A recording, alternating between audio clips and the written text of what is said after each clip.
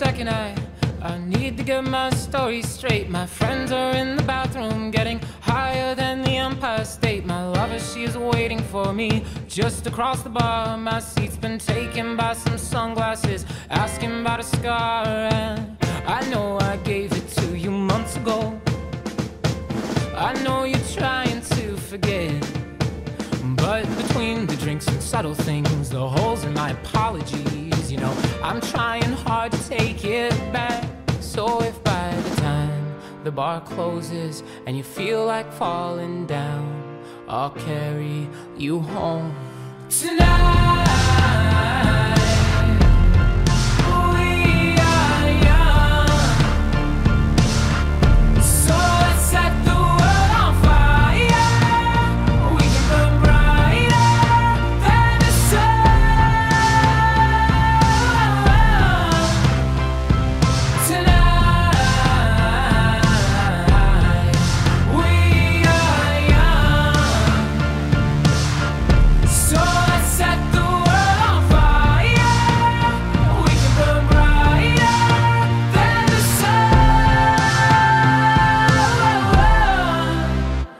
Now I know that I'm not